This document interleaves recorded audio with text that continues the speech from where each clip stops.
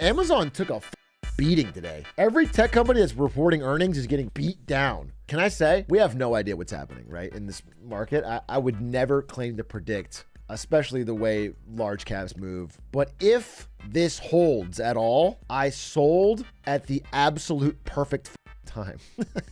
If this holds, I literally like Pico topped on camera. We had the clip. That's generational. I don't think it, I think there's at least one more rally in the books. You still have a little? I mean, I think I have maybe one share or something really small. Something like for in memoriam. I wanted to have the little thing on my accounts. Indexes though, can I explain something real quick? I'm gonna practice explaining because I think it's hard to explain and I want to try to get it across. So here's the idea, right? In the 1950s, most people would take their money that they earned over their lifetime and they would give it to a professional financial manager to invest for them. They'd be like, hey, I don't know stocks. I don't know what's good or what's bad. I give you my money, you invest it for me, it grows over my lifetime, I get a retirement, and I pay you a little bit of that. I pay you a management fee. So that's the idea. And then around the 50s and 60s, this idea started to come out about, hey, listen, if all of these smart people are constantly trading stocks back and forth, trying to find the right price for everything, picking the right ones is nearly impossible. You have to have like either insider knowledge or whatever. It's like the market is so efficient with all of these knowledgeable people that there's no way to get it right. So what you should do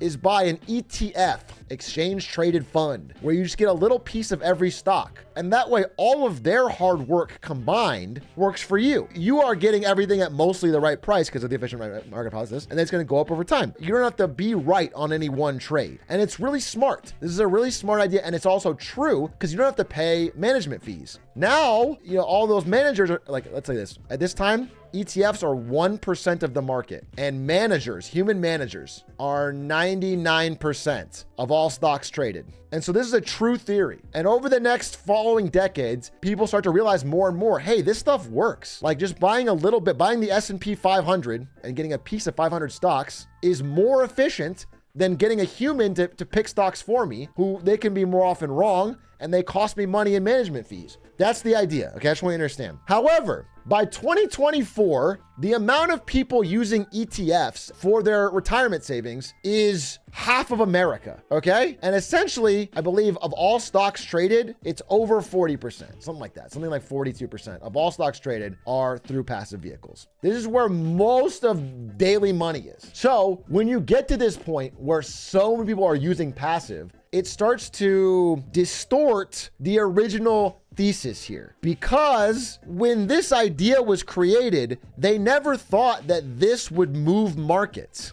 But now you're not coasting off of the work of the 99% of humans because they are just copying what's in here, because what's in here always gets bought. The passive is counting on all of these people being smart and you're coasting on them. But now it's reversed, where anything that the ETF buys automatically does well because the ETF never sells. This is a robot that automatically takes your paycheck and buys a certain basket of stock every month. And because it buys it based on size, it ends up buying more of the big companies, Nvidia, Apple, Microsoft, etc. It just buys them every month, buys them.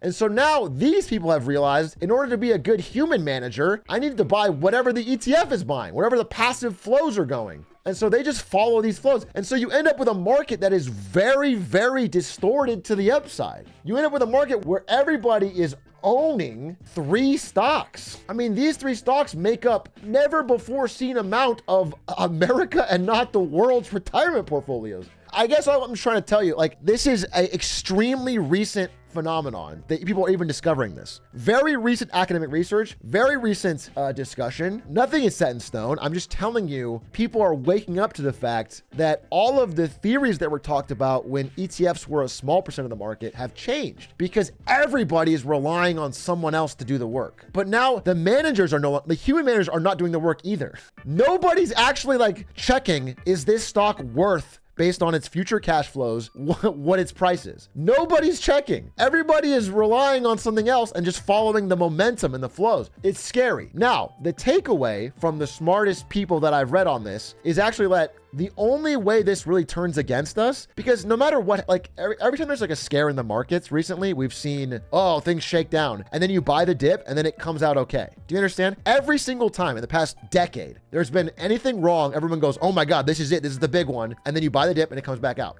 And I have no reason to think it's different now. The only way it truly shifts is when the ETF switches from becoming a passive buyer to a passive seller, where no matter what, the ETF is selling a little bit every month. And the only way that happens is when there's more old people than young people. When the ratio of old people starts to get too high, when they're cashing out of their retirement more than young people. Once that happens, you cannot keep the stock market up. Right now, we have a situation where no matter what happens, bad news, anything, the stock market keeps rising, all-time highs. Everyone's like, what the fuck?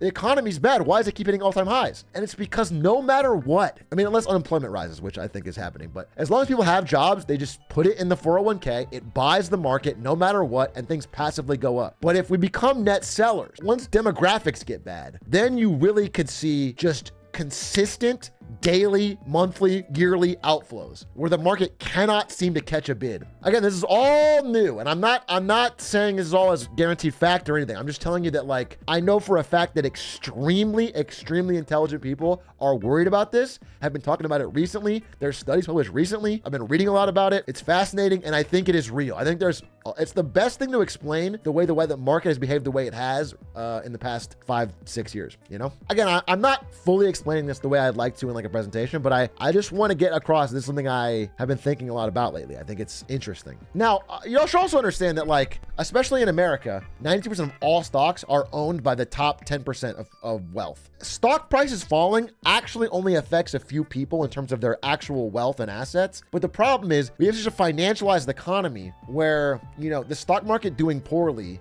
is directly correlated to like higher unemployment, higher layoffs, higher general disaster, general panic. That's like the long tail effect. But does this incentivize big companies to make smart decisions because their stock goes down? You're getting to the right point of it. The thing this incentivizes is doing whatever it takes to get your stock to be as big as possible in the short term, because once you get onto the S&P 500 and start getting that passive bid, it'll automatically grow you. You'll start getting big snowballs. So the best way to do that is something called stock buybacks, where instead of doing dividends and giving your stock back to the people that own the company, you take any profit you have or even borrow money and buy back as much stock as you can. And that makes your company artificially bigger on the stock market temporarily. Then you start catching that passive bid and getting bigger. Guess which companies do the most stock buybacks? Apple, Microsoft, Nvidia, bro. Stock buybacks have been huge for some of the companies in the upper end of the S&P 500 to get to where they are. Like it explains a lot of what they've done. Additionally, do you guys remember when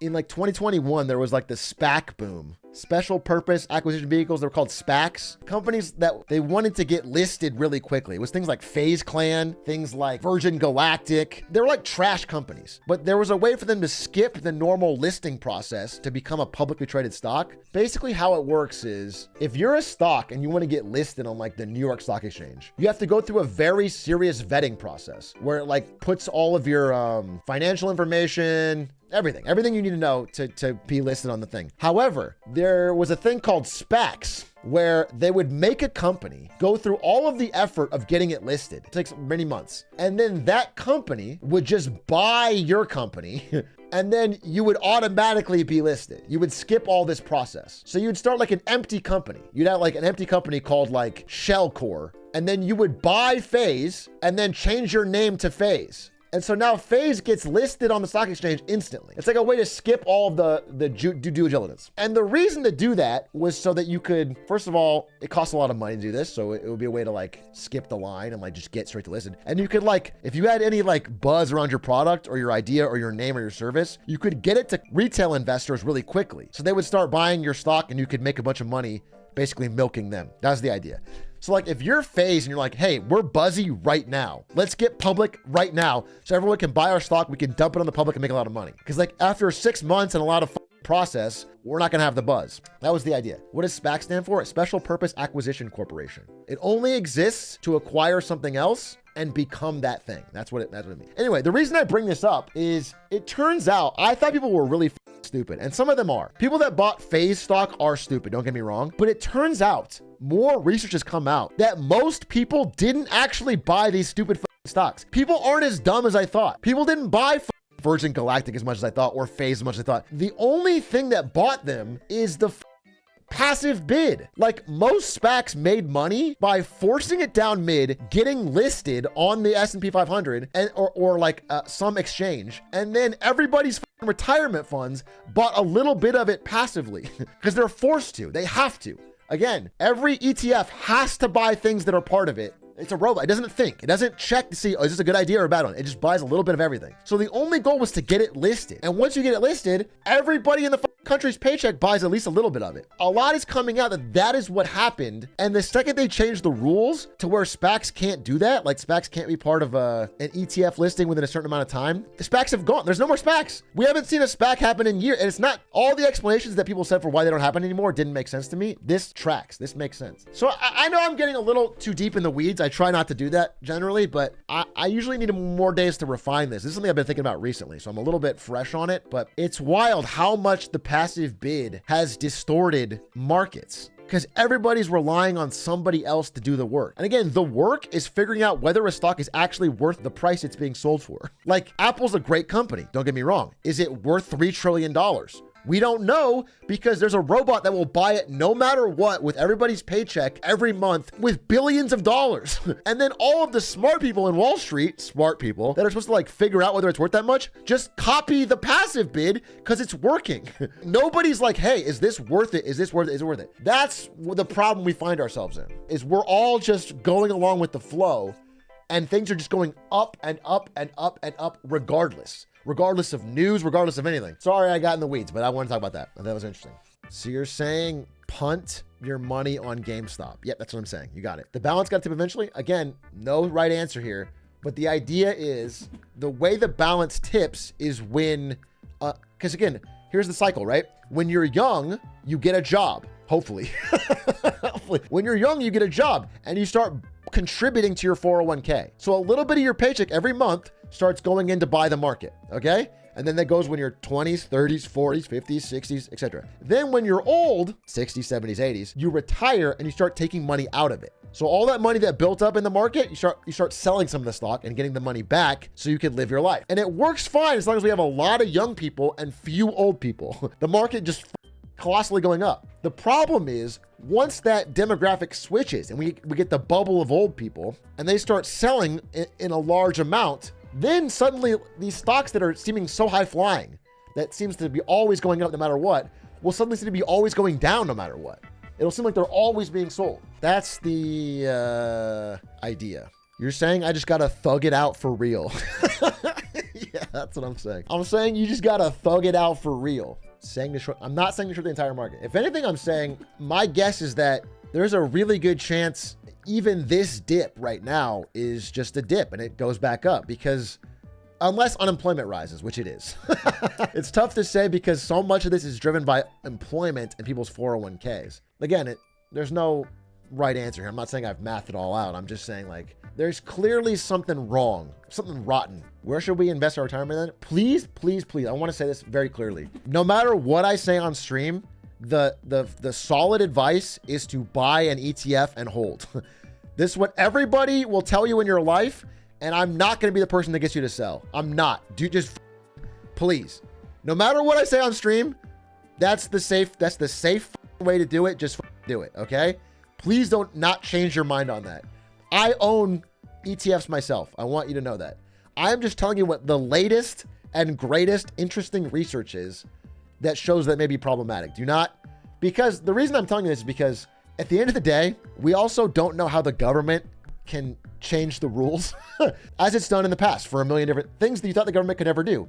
We never thought the government would openly buy mortgage-backed securities in 2008, but they did. They took $800 billion and they bought mortgages. So if the stock market starts to fail in a way that I'm talking about, the rules will get changed and they'll find a way to pump it again. You know what I'm saying? We have no idea how the things can go. So you can never predict. That's the one thing I've realized most, is like predicting how governments will respond is impossible. They can change what you thought was the rules.